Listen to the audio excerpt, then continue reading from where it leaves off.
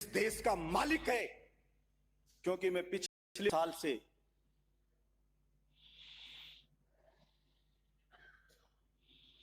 राजस्थान के बेरोजगार जवानों के साथ न्याय करने की मांग इस सदन में उठाता आ रहा हूं। राजस्थान के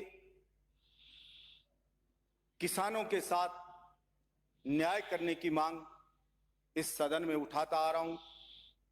राजस्थान के मजदूरों के साथ न्याय करने की मांग इस सदन में उठाता आ रहा हूं। भर्ती कैलेंडर जारी करने की मांग इस सदन में उठाता आ रहा हूं। लेकिन अफसोस कि मेरी मांगें अभी तक पूरी नहीं हो पाई। सभापति महोदय,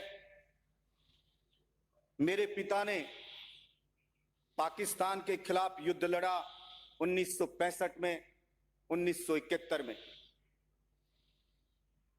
और 93,000 पाकिस्तानी सैनिकों को हथियार डलवा के घुटने टिकवाए। उस सेना में मेरे पिता भी थे, जिस बात का मुझे गर्व है। मेरे पिता पिछले 2 साल से कैंसर की बीमारी से पीड़ित थे। जब भी विधानसभा सत्र आता, वो मुझे बताते कि अपने यहां बेरोजगार बहुत लड़के हैं गांव में, इनको रोजगार मिल नहीं रहा है, फैक्ट्रियों में रोजगार मिल नहीं रहा है, सरकारी नौकरियों में भर्तियां निकल नहीं रही हैं। तू एमएलए बना है, के बाद बोला इनकी मांग को सदन में उठाना मजबूती के साथ। क्या तो उसको रह जाएगा अंदर ही। मेरे पिता मुझे बताते किसान के साथ घोर अन्याय होता आ रहा है। चुनाव के वक्त सभी लोग बात करते हैं, लेकिन रियलिटी में किसान के साथ कोई कुछ कर नहीं रहा है। तो किसानों की मांग को मजबूती से सदन में उठाना। सभापति महोदय, ना मैं किसी सरकार से डरा, ना किसी नेताओं से डरा।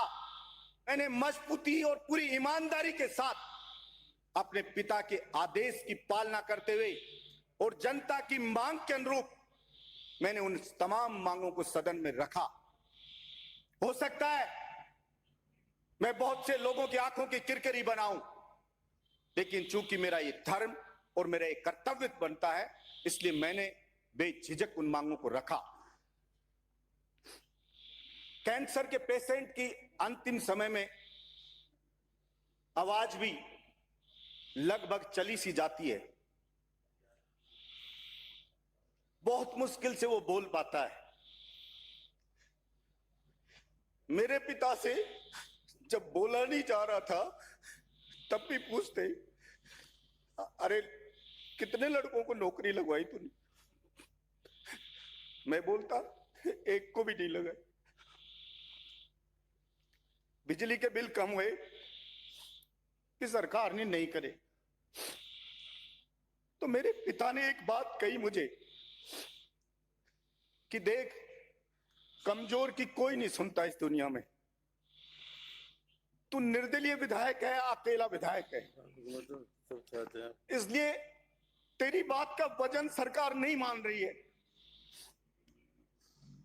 बेटा, ये जनता है राजस्थान की या हिंदुस्तान की,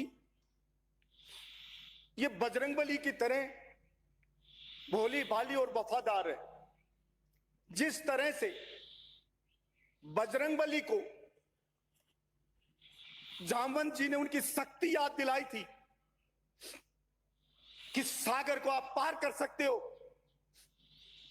उसी तरह से चाहे तुझे गांव गांव ढाणी जाना पड़े, चाहे सब कुछ अपना बेचना पड़े, लेकिन अपनी आवाज का असर बढ़ा, उसके वजन को बढ़ा और जनता को उसकी ताकत याद दिला, राजस्थान की जनता को।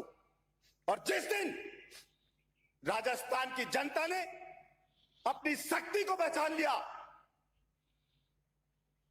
फिर कोई भी तेरी आवाज को या जनता की मांग को हल्के में नहीं लेगा। मैंने बार बार चिल्ला चिल्ला के कहा कि हिंदुस्तान में लगभग आज की डेट में 23 स्टेट ऐसे हैं जिन्होंने कानून बना दिया ऐसा कि केवल उन्हीं के स्टेट के लोगों को रोजगार मिल रहा है। मेरे राजस्थान के एक भी जवान को रोजगार नहीं मिल रहा है। लेकिन मेरी समझ में नहीं आ रहा कि राजस्थान की सरकार को कौन सी दिक्कत है कि वो ये कानून नहीं बना रही है। अरे अगर आप नहीं बनाते हो तो उन 23 स्टेट से भी वो खत्म करवाए बाउंडेशन। अगर उन्होंने बाउंड कर रखा है तो फिर अकेले राजस्थान के बेरोजगार युवा का गुनाह क्या है। लेकिन मैं नहीं समझ पाता कि सिंपल सी बात भी किसी के क्यों नहीं समझ में आती। सभापति महोदय, किसान